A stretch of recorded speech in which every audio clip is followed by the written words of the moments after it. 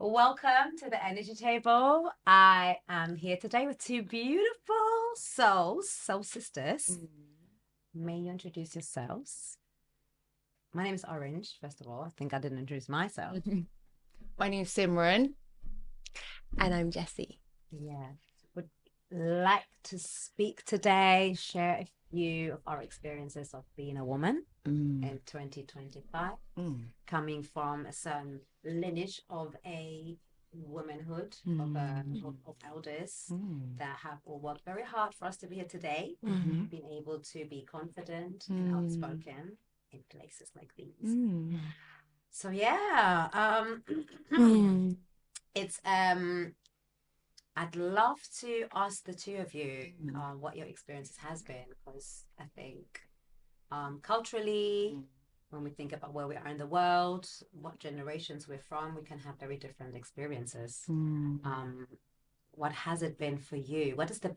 Would you say like it's a beneficial thing for you guys to be a woman, or is it something that's given you just a lot more work in your life?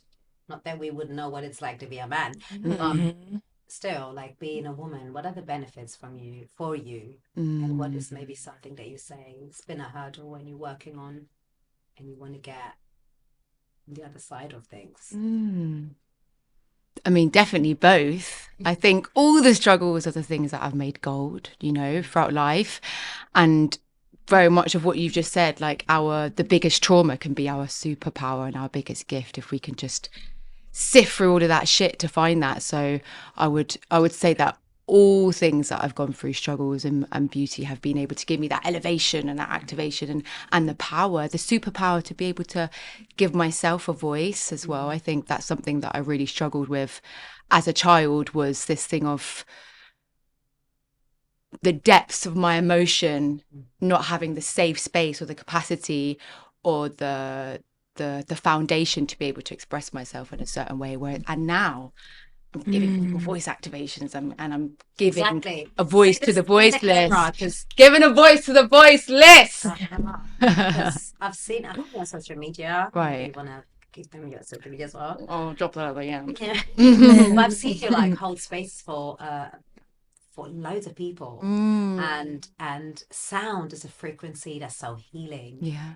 Like the human itself with the aura and energies is very healing, but being able to like impact with something so natural as your voice, I find it so beautiful. It's your greatest tool, because you can carry your voice wherever you go. It is. And it's something that's been developed over lifetimes. Your soul has developed the frequencies, the codes from all of your previous lifetimes in this generation and this lifetime to be shared with your communities. And I think because it's so powerful, it's been stigmatized and it's been hunted down, and it's been like restricted, and like you can't speak like this, right? You can't use your voice like this. I find myself actually doing that with my children sometimes. Oh yeah. One of my children has such a powerful tone to his voice. Yeah. It's almost like sometimes when he speaks up and he fights his corners, it's like the sound is so, the depth and the strength, and it's quite loud. So naturally I can hear ringing in my head. It's that strong. Right. And I find that sometimes I need him to stop. Right. Stop. But he's really just using that for himself. He's going to become an adult, hopefully, who's not going to be like feeling that restriction that I could have put on him, because sometimes it's just too much. So I can see where, the voice, as powerful as it is under attack. 100%. Right? For both genders. 100%. And having met you on your mothership platform, where we women were coming together, using our voices, and it was so safe, because I think there was only one man who was singing. Yeah, beautiful. One beautiful man. It automatically, because he walked in, and I have never personally met the singer, I thought, oh wow, he must be really for us. Yeah. It's like almost like we were like, I don't know, I entered a safe space and I came for more, I felt. Even though nothing happened to me that day. But I felt like, wow, this is so safe. I've not been in a space like this. With so many women I don't know, but I just know we are here for the same cause. Empowering ourselves and enabling ourselves. And you spoke in that space.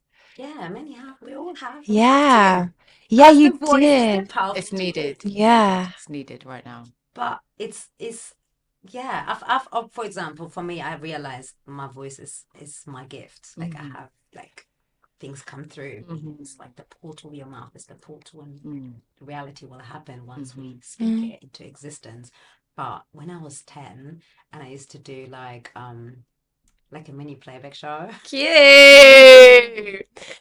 I was standing on the stage with like spotlight and everything was dark.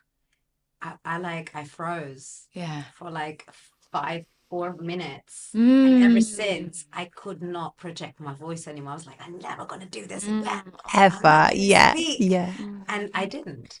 Maybe like in small, like, dualities here and there, but every time I would be on a platform having to use my gift, because that's what it was, and I didn't see it as such. It was the thing that exposed me to this vulnerable place that I never wanted to be in again.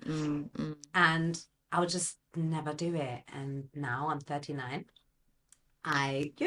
Golden and glowing, darling. And I feel like I wonder, like, if we tapped into this, the traumas that we have, if they really are almost like holding our gifts, waiting to be like peeled and released so we can like blossom like just flower. It's been interesting things we may define trauma differently that way. As a gift, yeah.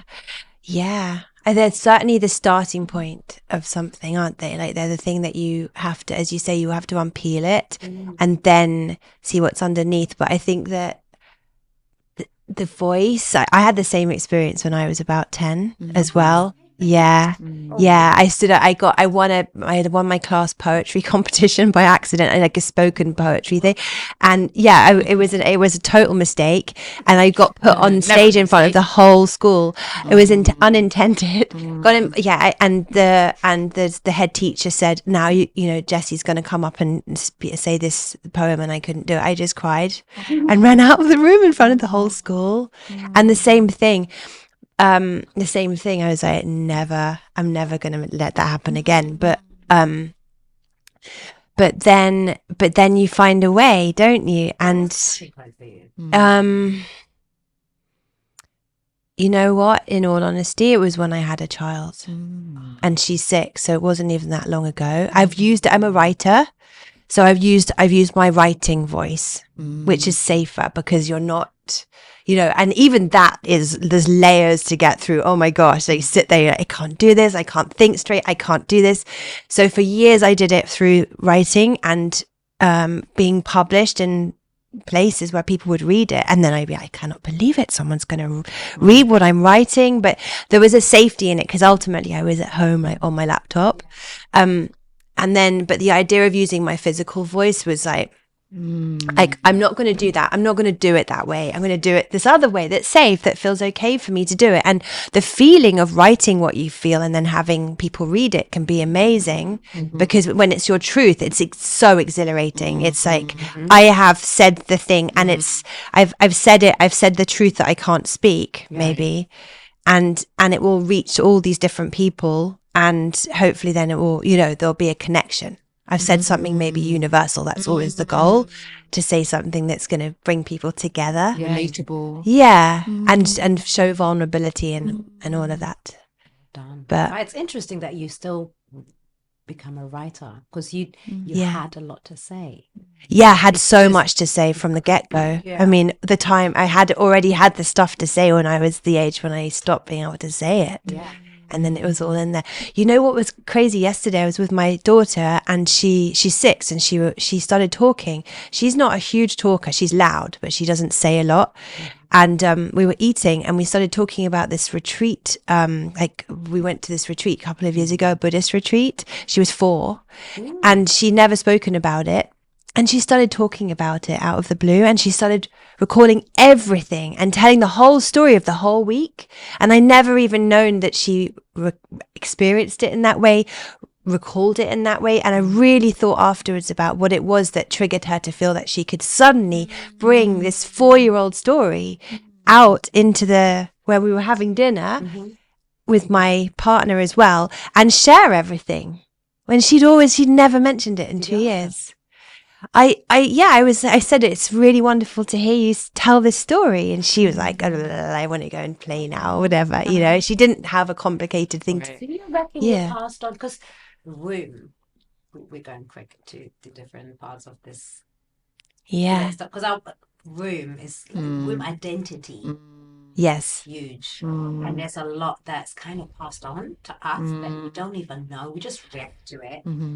And you reckon you may have passed on something to her? Yeah. I think recently I've passed on something to her about, I've been speaking to her and I've been consciously listening to her. Yeah. And that's come from my own feeling of needing to be heard and listened and speaking. And I'm sharing it with her, which is the blessing of having a daughter or a child, is that you can share the experience. As you grow, they can grow. Yeah. So I think that's what's happened. I'm seeing a lot of my shadows. Yes. That just really much just split up. It's like, it's like a cake that's been split, and it will take a slice, different slice, and it's just amazing to watch because it gives you so much courage to try and do something about it. It's beautiful. I don't know. I feel like I don't know. It's like a second chance in a way. It's like it's been spotted or expressed, and so it exists. Yeah. But you get a second chance to do it. That's what it feels like to I feel like, because on your event, for example, I came with a sister. She's not a mom yet. But I found it was so beautiful that we were all representing the mother energy. Oh, yeah. Because that's what it is. Yeah. Not everyone is here to be a parent. No. And I feel like not everybody needs to. Absolutely not. But I definitely needed to, because I was just so lazy. I just would not do no work on my... I just wouldn't. Yeah. Like, I can do this. It's fine. Yeah. Just another time. But from when my children were there, it was like in my face, and I just couldn't bear to neglect this topic for us. Because for myself, I wasn't worth it. Oh my God, actually, let's say I wasn't worth it for myself. Like, I just thought, no, I might cry today. You're being purposeful. Yeah, it's just like the different seasons. They just all come in because I have 4. I needed 4 children to do some work on myself. No, but that's like, I needed 4 to have that value to myself. I'm just recognizing. Yeah. Because it's like, I come from a family of very hardworking women who don't really serve self. Right. I hear it. To date. Caretakers. Caregivers. Yeah. People, but like excellent energies that can do everything. Their hands is capable of everything. But when it comes to their own temple and their own mental health, it's like it's behind where you can't even see. Sometimes can't even reach it. And I had realized that when I had all these children, and I realized, no, I need to be an example for them. And then I realized, no, I need to be an example for myself. But I had to first do those steps. And then some of those women were trying to stop me because it was like, no, we don't do this. Right. You don't How do did it they like try this. what was the energy that came to you then? Different things for different situations. Yeah. But for example, like spending money on myself. Just like something as small as that. It's my money. So it's like, oh no, you have children. You have to provide for them and not do this for yourself. Like something like that. Or when I separated from my long relationship with these 4 children that came out, I was told, no, you're not meant to have another man anymore. You're just now raising this child. This is what you do. When they've grown up, then you can go out in the world and enjoy yourself. But like so many different, for me, distorted ways of thinking, because I'm like, what? And those things, those distorted ways of thinking, they arrive in the little passing comments as well. Sometimes Yeah. it's not someone sitting you down and telling you how to be. It's a look, or it's and it's not even their intention even necessarily. I feel like it's something like once you're exposed to it, it's become your normal response.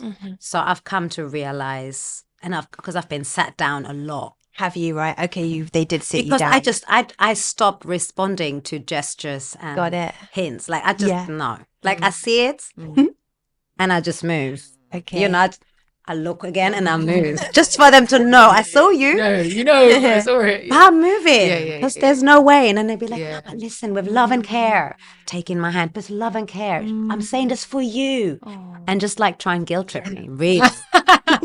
No, but that's what Kids it are is. so clever. No, I'm talking Yeah. about elders. Okay. Grown up. Trying to tell me how to be. Oh, I was thinking about children. No, not my Okay. children. You're like, Mom, don't worry. You do you. Okay. Have you seen yourself, Mommy? Oh gosh, la, la, la. But the elders, they'll be like, Okay. no, you like from when you've become a parent and you have 4 children and they're all looking out for life, like you are there to guide them and just be there for them and provide to them. You are in the back. They literally say it like that, and then I realized, wow, I'm here to educate you now. Yeah. Come here, Mommy. let me hold you and show you how it's done. Yeah. And then I move with love. But before I'd be feeling very offended and how dare you and da da da. But I just realized in the world, everyone provides love the way that they can, and sometimes it comes in a form of trying to restrict you or trying to, because they have received that as love. Yeah. So that's all they know until they see something else or they receive something else. Yeah. Right? But it's interesting, the thing of teaching. I feel I laugh because I feel I feel like an embarrassment to say that it's like teaching the older generations, because it's not supposed to be that way, is it? Not Well, they've not supposed had the to be that tools. way, but they're coming out of structures that we're trying to dismantle to create better structures, and that is evolution. But somehow it should be that we receive, this is the way it is, the patriarchal structure is even from women, that we receive the wisdom from the hierarchy and actually, and in the same way that we receive teachings from our children. Absolutely. And we try and be open for that. I do forget many times. I forget a lot of times that, wait, you guys are actually teaching me too. I sit down and kick back and just listen. But it's the ego, and then it's the things that have been passed on to us. And it's like so much, voice activation. It's like a huge thing, using your voice intentionally and making those, because I feel like once you start activating things, like things come up 100%. and they get scary, right? Big time. I was leading with a beautiful couple of sisters yesterday, the singing circle, and at the end we did this beautiful sound journey. I was like, I'm gonna throw up. This purge came up at the end of the session. Wow. Because I collectively purge.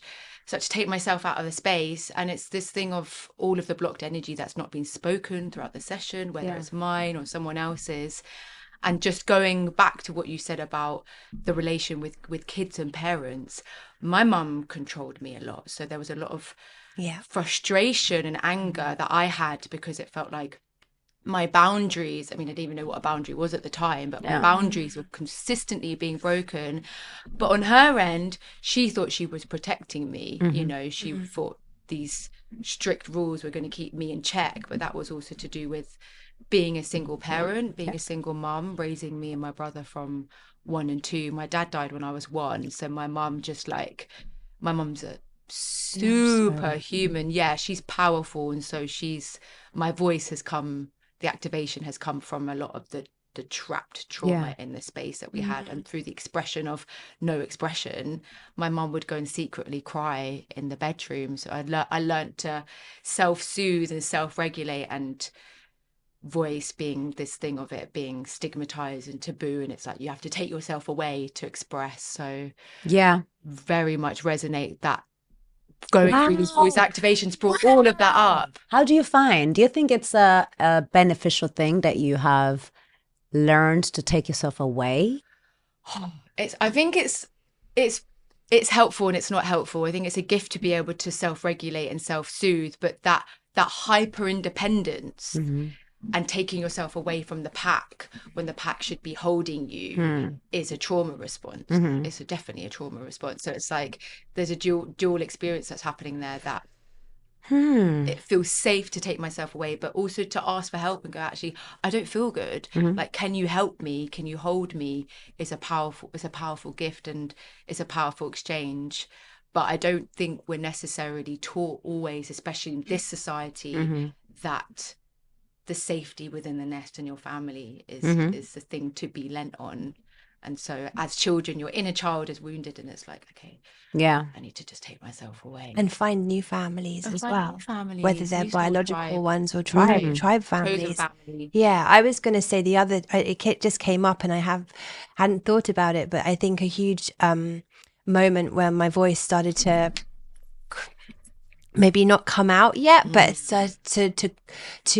to start to take shape was a time in my life when I spent a lot of time in queer culture, which I think is also interesting in relation to the feminine as well, because I was with a woman who's since transitioned to non-binary, but it was a really challenging time in lots of ways, because I had to I came from this very heteronormative world at a time when many of my peers were getting married and having children and doing all the stuff, which I was like, I'm not going to do that anyway. But and then I moved into this new culture that I hadn't spent that much time in before, and that was when I started to feel the sense of different kind of acceptance, and I didn't have to embody an idea of femininity that I had felt I was really pressured to embody in my earlier years, where I was like, are you sexy? Are you hot? Are you these things? Like, I don't know. I don't feel that sexy and hot, to be honest. I can pretend.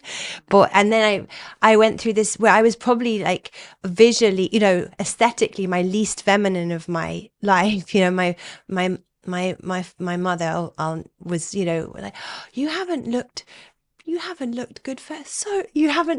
how you're supposed to look for a long time when I was how you're supposed to look. Yeah, or just say you haven't looked good for so long. Her idea, which was strong. I had the same kind of relationship, a strong mother, incredible person, but very dominant. And then being in queer culture, I like shaved my head and I wore a wife beater and I just felt so liberated and I felt so free, and I didn't know it, people were like, so you're a lesbian now? And I was like, I'm just me now.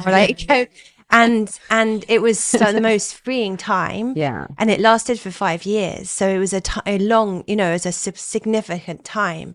And I was aware that when I stepped back into a heterosexual relationship after that, even though it's a beautiful thing and it's become a marriage, but I was aware that I was more restricted. And it was something that I really think about now, and I'm constantly trying to move inside of and work with. So I think it was a really interesting experience of femininity. And yet, because that time gave me a sense of womanhood, maybe more than a kind of idea of what a hot woman looks like, what a hot female is supposed to look like. It's like being a woman, we have to be hot. Yes. What does that even mean? Yes. What does it mean? Well, That's starting to get... Yeah. I don't know. I feel like... I don't know. I like, because I used to be a tomboy. I used to just hang out with boys. Yeah. And I had some female friends, but we were like really late bloomers. And we didn't have boyfriends. We were just like, I don't know, maybe nerdies in some place. I don't know. We just never really fit in. But I just remember how comfortable I felt around my friends, my male friends. And they would be all after my friends, my female friends, which for me was normal. I never thought to be addressed at that age. And I feel like it gave me like a quite balanced identity for myself. Yeah. In my adulthood. It was a very small city in Germany. So when I came to London, it was like I didn't have to be hot. Right. I don't know if that makes sense. Like I would just go as I please. And I feel like it was the confidence that was attracting like the eyes. Yeah, yeah. Like Yeah. it didn't really matter what I Inner wore. confidence. If I had makeup on, it was just like maybe the fact that I didn't care. I don't know. I still don't really understand, because I feel like for us women, we have so many ideologies attached to us. Like we have to be soft-spoken. We have to be providers and carers. We have to be good with cooking. We have to be like tidy in our homes. We have to be hot. We have to desire to be like all these things, and they are projected onto us from so young that it's like a no-brainer. And then we start to compete, and no, it's all this rat race into disaster. When like, and I feel like I make full circle. I like to feel hot. I like to like do it now, but for myself. Yeah. Yourself. That's the one. Yeah. You You're know. shining authentically from the inside. Yeah. Your vibration is when it's shining, you're naturally confident and you're naturally attractive. And I feel like this should be the ultimate goal. It And I really like, is. Yeah. I don't know how to like guide my daughter to that. Right. What does it feel like for you and what does it feel like for you when you're in that place, when you're just you're just good? I'm always feeling good. Yeah. Describe it. I want to know. Right. Come on, girl. What does it feel like? What do you mean? Like, what do you feel like? Because I feel like on top of the world. I get to feel it. Right. And it's nice to know what it's supposed to feel like. It's a process. I feel like main character. Main character energy. Nice. Like I go out. Nice. Yeah. Great. And it's like I've overcome a lot to even get able to say that. Because I used to feel like you can't. Right. I used to think it. To shine. But I couldn't say it. You should be shining. Because I feel like I would get like hater looks. Yeah. And then all of a sudden this friend doesn't like me no more. And then this, especially certain males starting to project like anger, a little proper anger. Like I used to have like some people wanting to fight me in the club just because I was just too confident. I felt, because I didn't say anything to them. I didn't do anything. But they just come and try and pick fights. Yeah. It's like, I'm a lover. Like, I'm not doing this. We're not doing this. Yeah. But it's like, I feel like I leave the house and everything happens for me. Yeah. Nice. It's like the traffic light will turn. Yeah. Love it. The car will stop. The shop will just be clear. Like everything happens. Like the water will be in reach. High timeline. Yeah, the time is happening for me. Everything is like, and I compliment it. It's almost like I choose. Yeah. You choose. Oh, I love it. Yeah. Oh yeah, it's That is so good to hear. Yeah, it's beautiful. Yeah. And it's really valuable. It's really valuable information. Wait, you guys are not on board? No, I'm here for it. I'm just definitely on this roller coaster of.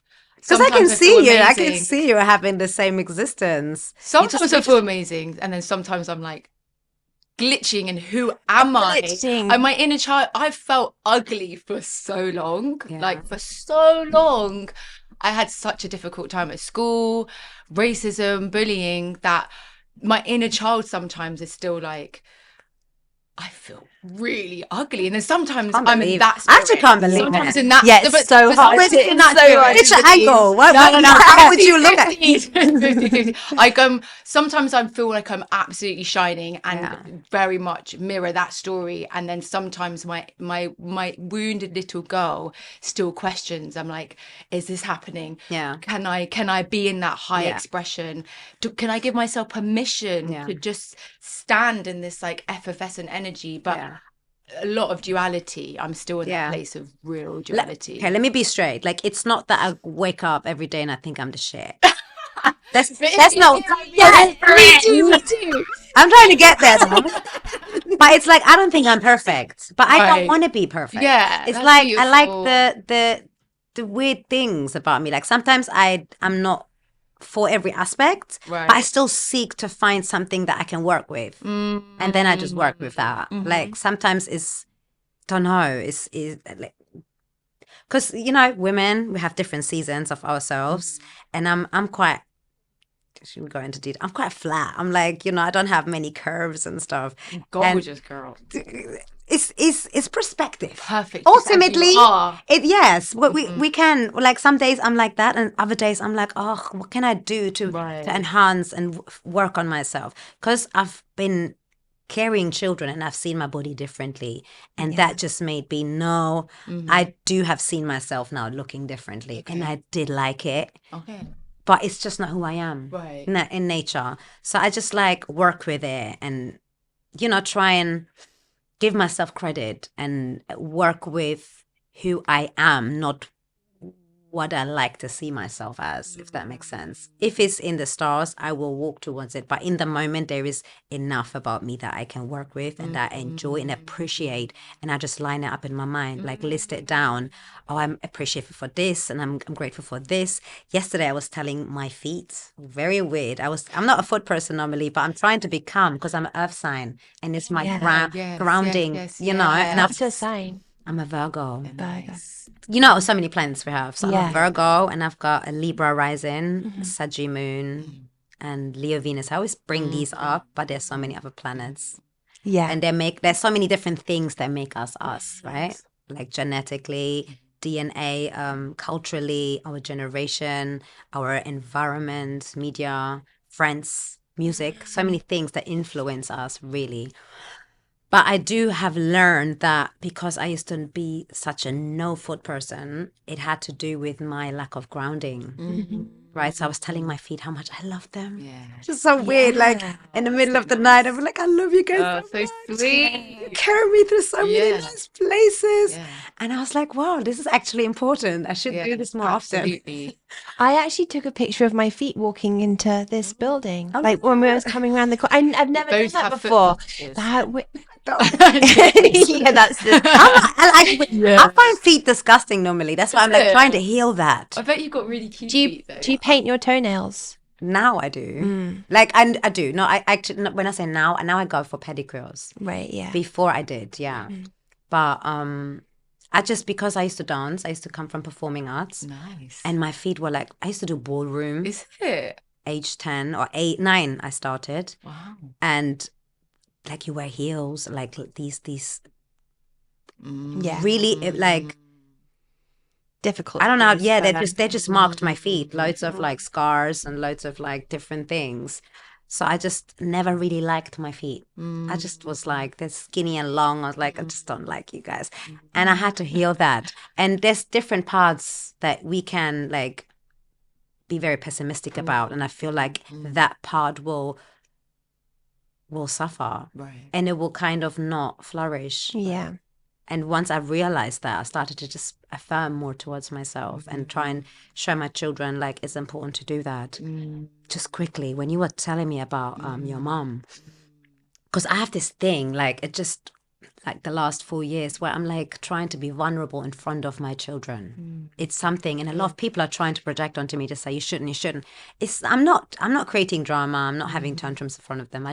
If I feel emotional, I will not hide. I'll just sit there and have like tears rolling down my eyes, and if they're like, what's wrong, mommy? And I'm like, I'm just feeling sad, or it's been a hard day, and I'm not running from letting them see me, because I'm trying to not have them think being emotional is a weakness. You're cultivating emotional safety. That's beautiful.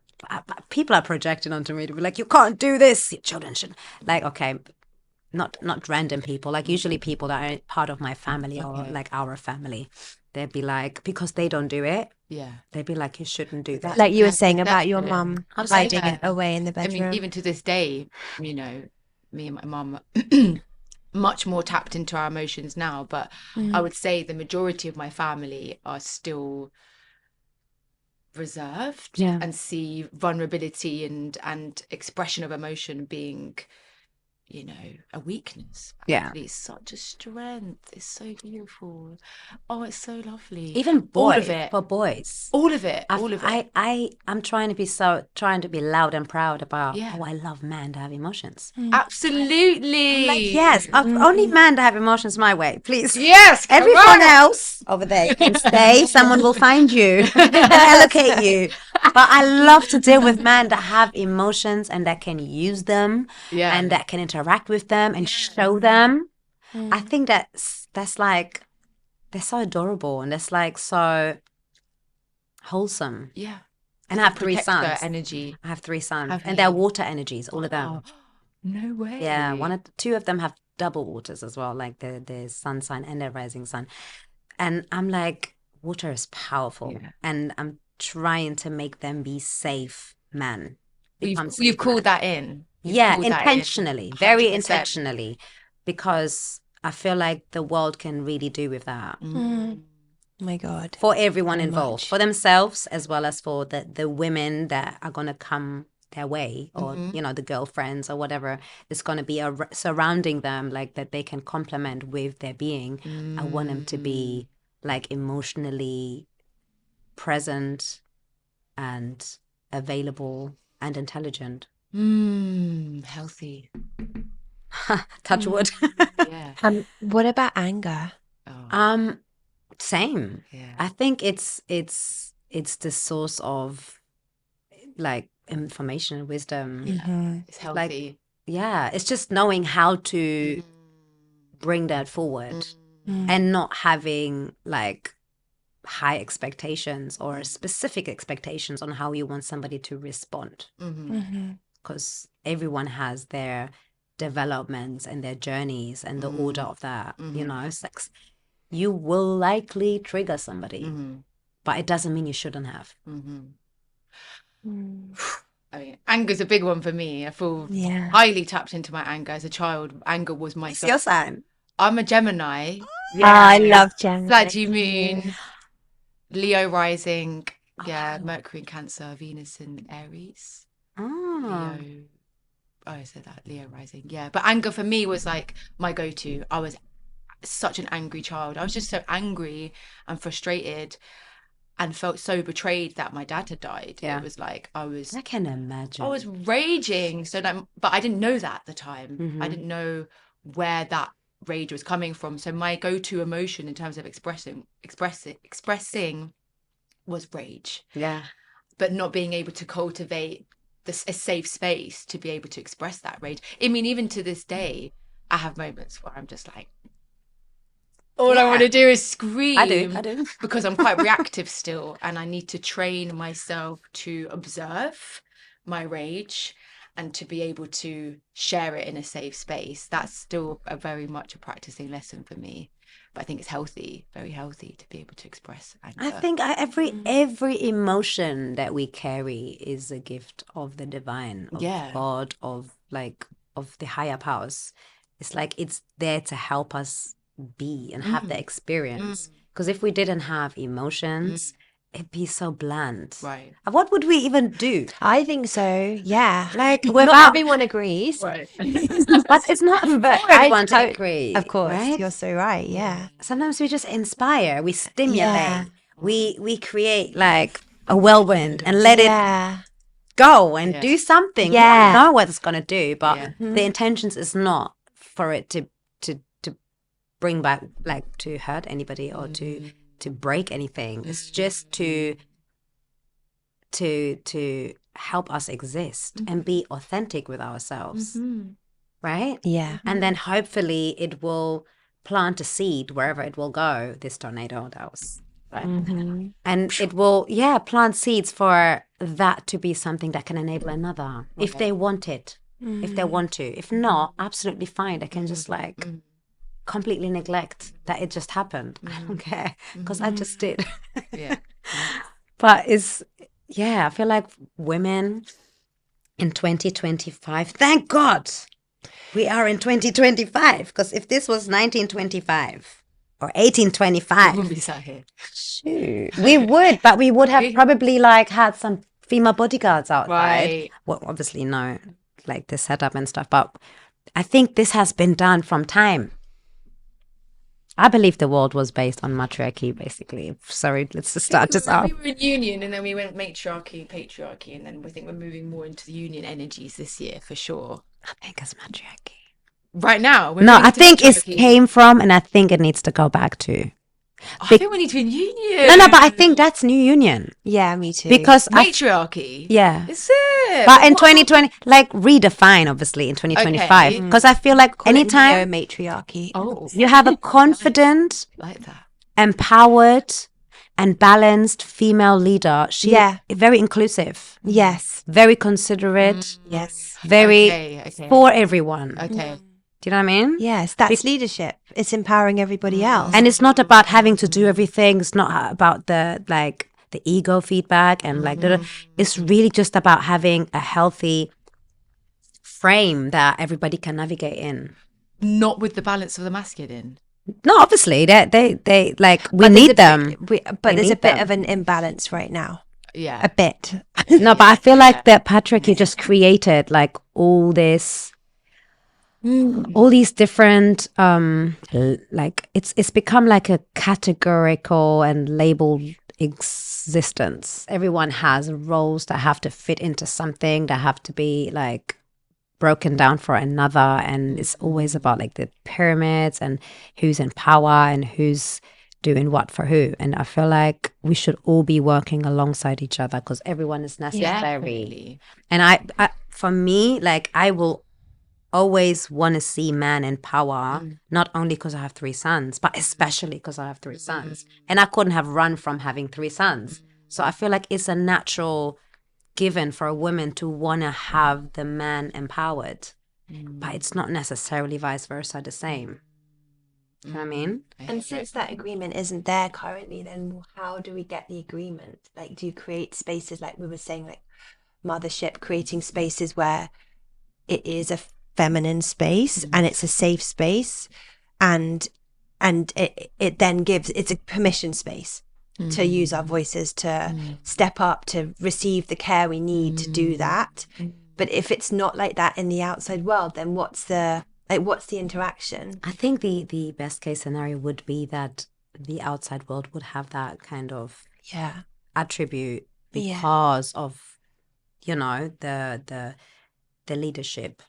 If because I just that's my thing. Like I really think we women, we have so much good to give, and we can, when we don't come from just traumatic experiences because it's patriarchies, because we come from a lot of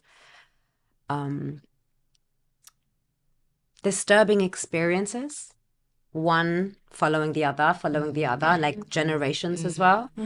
If we've kind of on the other side of that, I feel as a woman, like it can be such a beautiful open space. Like I know like there's some countries that have matriarchy and that had matriarchy, and they are very healthy. They are very empowered. The men are having a great time. Like they are having a lovely, because they are not lacking anything. Right. It's just the nature of what I find patriarchy represents is not represented there, and they don't have to deal with it. You know, it's like everyone has the ability to do what they desire to do or what they're made to do, right? The power of voice is necessary. It's not something that's as restricted. It's about mental health. It's about like the priorities are in place, I find, and then everybody can go and do what they need to do. Because I feel like having a man in leadership, and maybe some of you guys will come back and don't know, criticize this, and it's absolutely right. If you want to, you're welcome to. But I feel like comparing a man, a man in leadership and a female in leadership,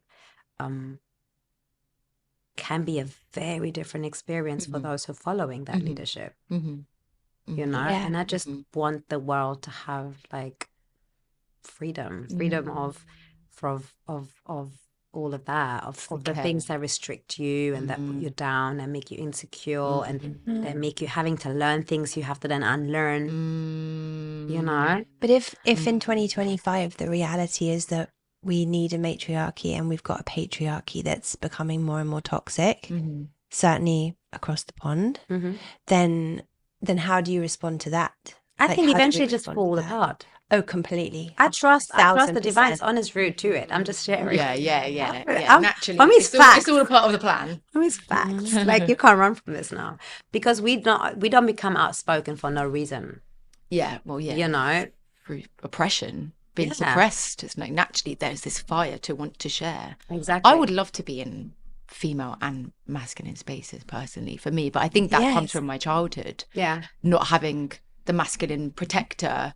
Yeah. My ideal route would be to have the care and the femininity and the creativity and the safety of the feminine, but also that deep sense of responsibility and protection, holding the feminine from the masculine. Yes, I think it's natural. We all need that. We all belong together. So it's I cannot exist in a world where there's no man. Like, it don't make no sense to me. Right.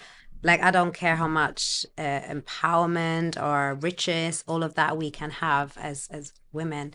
We need the man. Like, it doesn't make sense otherwise. We need to make full circle. But I also feel like they've had so much time to lead this. Right. And it's not a good rap. Yeah. Let's be honest. Yeah. It's like, and I think, I've got so many different theories. I don't know if they're ripe for the podcast, but I feel a lot of things historically has happened because as a human society, we're making full circle. Slowly, very slowly, over hundreds and hundreds of years. Maybe even more. But I feel it's like it's pointing down to that because way back when we were in a balanced existence,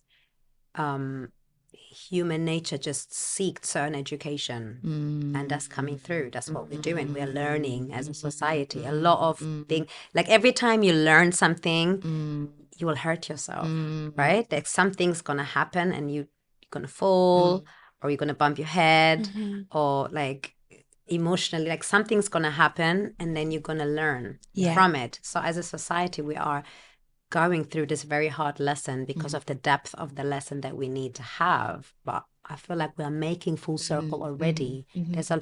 There's a lot of men I meet that come from very strong female households, and they love to be led by women. They're like, Why would you not? I'm in my best season. Yeah. I'm in my best season when y'all show up and you do your thing and anything you guys need. Like, there's a lot of those, but there's also a lot of those that have been traumatized or had not good relationships because they didn't have empowered women around. They had maybe women around that were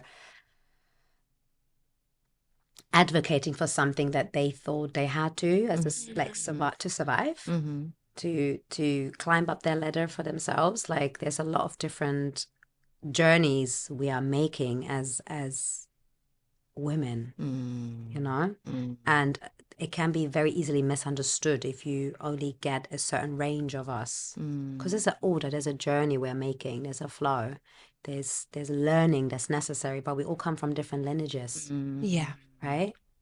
Like, there's a physical lineage that we have, and there's a spiritual lineage that we have. There's a lot of different types of women out here. We're all moving towards the same, but we come from very different angles. So if you just see the right side and you just experience them and then generalize all of us women, as the right side, you're not going to see the full spectrum of what we are capable of. And you might not trust us, rightly so, because of whatever was going on. The same goes for women that come across a certain type of man, and we think, oh, men are the same, and da-da-da. And then we've got these big sides of man against women, and we don't find the way back together because nobody wants to lose face. Nobody wants to da-da-da. It's not working, but we're making moves. I think. Because you're following your mission. I think if you're following your own unique mission and what you're called to do here, naturally we're going to all follow that path. Yeah. You know, and we follow the lessons that we need to follow, and you follow your own specific calling. Yeah. Our mission will naturally all start to, I think, correlate all together. Yeah. Yeah. And it feels really important to have real life spaces where we can be, and not even real life, digital spaces where we can all be together. Yeah. That is Where so we can feel important. safe, because you're Like absolutely, your events. yes. Oh, your events. Yeah. Plug that. And more, and more. They're everywhere. I mean, They should be it's- everywhere. We need it. We need to share our knowledge. Yeah. We need to affirm each other. We need to create that space where we can be fully ourselves, whatever part of our femininity shows up that day. Whatever Bring part, our I like whole- that you say that. Yeah, All of it's welcome. yeah. There will be very different seasons. Like Yeah. we're not like a small particle of a way. Like we have so many different ways about us, even stuff that we haven't even discovered ourselves yet. Still coming. Oh yeah. Still coming. For real. And it's like we have to make room for it, but our environment has to embrace us to make us feel comfortable. I feel like, especially if we're still on the journey of self-awareness and self-love, like we need, and I was like, we need to be held. We need to be And I don't know whether through or both of you that I meet so many women who want to break out, like they want to. They aren't their fully, well, they're not their full I'm same as me some days, like they're not their full selves yet, and they're not in their full power, and they're not in their leadership, and they could be and should be and will be, with the right support and without the right spaces. There was a book that came out last year called All Fours. Did you come across it? It was this book where this woman called Miranda July, who's this artist and like performance artist and a writer and a filmmaker, and she's American. And it's a book about this woman who's in her mid-40s. She's contemplating her menopause, and she busts out of she goes on a trip. Leaves her child and her husband, goes on a trip, and then the trip is like this crazy wild trip into deep into her sexuality primarily. Yeah. Anyway, it was such a hit. It was a huge hit. It's based on her It's a cult book. Oh, okay. Well, as it happened, she did end up leaving her partner and not her child, but she then ends up co-parenting and breaking away and stepping into. Anyway, I was going back to like stepping into a more of a queer way of being, like not out of that, more restrictive heteronormative situation, and it became, in a way, the book is extraordinary, but what happened afterwards is really interesting because it blew up, and a whole generation, I would say, Wow, of women who read books, English books. Well, actually, it's been translated for sure anyway, but it's created this whole community of people who talk to each other. They're meeting up separately. There's All Fours groups who meet up in different cities, all acknowledging to each other that they were not in their full power, and they made the decision, and the book is all about the decision to jump out, or if you can still be yourself, who you want to be within this particular structure, or if you need to bust out and take the risk and go for it. And choosing. I love what happens when one voice has been heard. Yeah. What happens? You give permission to everybody else to speak. Yeah. She is a catalyzing person. Like that's kind of what her job, her role is. She's very powerful in that way. Yeah. I would love for all of us to be like that, catalyzing. Like we all have something in us that can literally infuse the world. And we get in there. But we're in 2025. It's actually like so close. And the sun is shining. Exactly. Yeah. Powerful stuff. So fertile. The world is so fertile right now. Oh my god. It is. But It's the year of the snake as well. We're just shedding Oh, yeah. all the old. My that daughter we is the can- snake. Yes. Okay. For her, she's like making cakes and everything. It's like she feels like a whole year. Oh, how old is she? 11. Cute. Yeah. Oh, I love kids. That picture of her that you shared. Yeah. Just looks When so I took her to radiant. the Oh. Oh. Yeah. That's so crazy. Was this on your story? Yeah. She's beautiful. Yeah. She's look Beautiful. green. I figured out she looks like my mom. Yeah? It's a little darker, but like some of my friends made me aware of it. They were asking for my mom, like, what does your mom look like? And I showed a picture of my mom when she was in her 20s, and they're like, oh my God, this looks like your daughter. Yeah. Like the spitting image. And I couldn't tell. I was like, Right. what? Yeah. What do you mean? And then I checked, and I even showed it to my mom. She's like, oh my God, I didn't realize. Because, you change, you evolve, and you like your features will change with the age. And my mom is 69 now. And yeah, it's just so beautiful because I can see so much relation between my mom and my daughter. Like there's so many things that they have in common that they love. Do they Mom's have a significant seamstress. connection? Yes and no. The Okay. language barrier. There's a language barrier because my mom speaks English slightly, but not too well. And my daughter speaks very broken German. So we're still waiting to create that bridge there. There used to be my dad who used to be the bridge because his English was fluent, and now he's passed. But it was like, yeah, it's just the adjustment of it. But they have like, you know, my mom can communicate without words. Yeah, do they Yeah, have None of yeah. them. Once. Yeah. So when they're in the same space, it's like, They're good. yeah, absolutely. Yeah. But yeah. Do you guys have any tips for women who are like on their self-discovery journey, on their healing journey, like things that work for you, that help you to be more with yourself, more in peace with yourself? Follow your gifts. I think follow the thing that brings you joy, the thing that brings you your passion, that lights you up inside. I think we're so, especially the school system funnels us into this one way of being, and it doesn't encourage us or champion us to follow the things that we're really good at. So I would say follow your light and the things that really light you up inside. And saying no makes way for the right yeses. That's a big one for me. I wrote Don't be this a people down. pleaser. The power of saying The no power is so of saying important no for is so every powerful. human, yeah. Because it's naturally, as women, we want to care, we want to nurture, and we can put ourselves out to put, you know, other people in front of us and people please. So letting go of that learnt behavior, I think, saying no. It's so powerful. Yeah. I used to not be able to say no. Like it was that was like the life changer for me, to say no and still look Those someone in the boundaries. face and not feel any it's like okay. anything about it. I just said no, yes. No. Yeah. It's a no. Yeah. I'll say it again. It's gonna be a no. Shoot. Yeah, facts. No, but it's so important because it's like the right people should want you to be able to say no. Absolutely, because the respect, that reciprocity of respect, it's like, and also again, if you say no, I'm also be able to learn your needs. I can see you clearly, and you're also giving me permission to say, oh, I can say no as well, to be a product of an example. Yep. You know, It's like there's some people that would want you to say yes so bad. They would be responsible for the shattered experience afterwards when Right. I should have said yes. I should have said no. right? Yeah.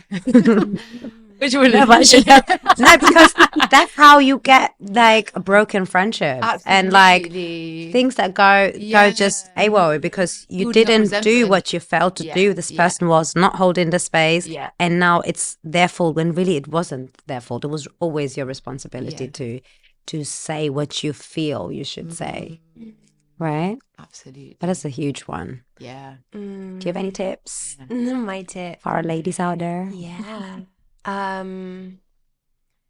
Just I think, I mean, this is a reflection of my own journey, but I always come back to the truth of it, which is be whatever woman you want to be, be whatever kind of feminine you want to be.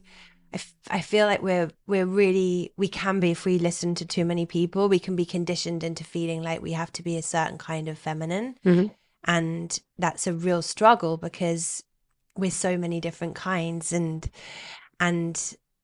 the glory of it is the way that you show up as the one that you are that day. And I hear so many women say to me, oh, I just sometimes wake up feeling like a guy. Right. I mean, which is like an extreme, it's like the gender spectrum. It's one place in the gender spectrum. And, you know, and to be able to be proud of that when the day you wake up feeling like a man, or the other one you feel like, isn't that like a very perspective feminine. of a role system then as well? Like it's what you have defined is a man when really we are everything. Absolutely.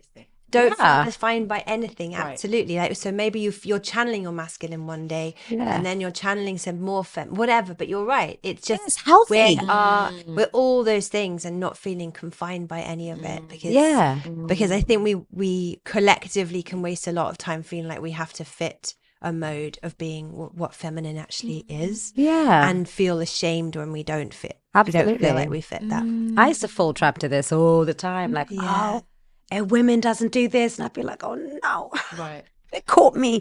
Yeah. Or like, oh, a righteous woman. Da, da, da. Like, I would like take notes on these things because I wanted to be. Right. And then I'm a Virgo, so I'd be like getting into the detail of being that. And I'm like, Yeah. I just, no. Like, no, I wanna sometimes not tidy up. And sometimes I just don't want to cook for like a whole week. I don't care. Like, cook for me. Yeah. Yeah. And yeah. yeah. Absolutely. And like I get more and more confident in my tone saying yeah. this. Yeah. And I feel like a woman. Yeah. Yeah. Yeah. I feel like a woman. Yeah. So yeah, it's like I feel like it's very important to, as you guys said, to be able to stand up your ground, be authentically who you are. For all of you guys who on your journeys, You are everything. just follow your heart. Yeah. Follow your soul's guidance, right? Be true to yourself. The right people will hold your space, will make you feel seen, will make you feel safe. The wrong ones will fall apart, fall off because they have to. You don't need them. Let them go.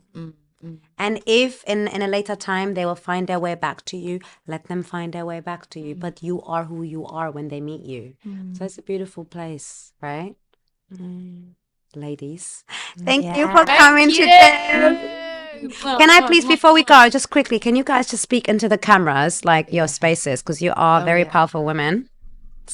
Can you just say what you do and how people can find you? Yeah, my name is Simran Hunjan. I'm an artist. My background is in performance, but also very much work in the healing circles, leading workshops, working with kids, singing, that type of thing. And you can find me on my Instagram. We're doing Instagrams. Yeah. Which is Simran Hunjan, which is SIMRANHUNJUN. I am Jessie. I run a non-profit called Mothership, which is all about women stepping into their leadership in whatever form it takes.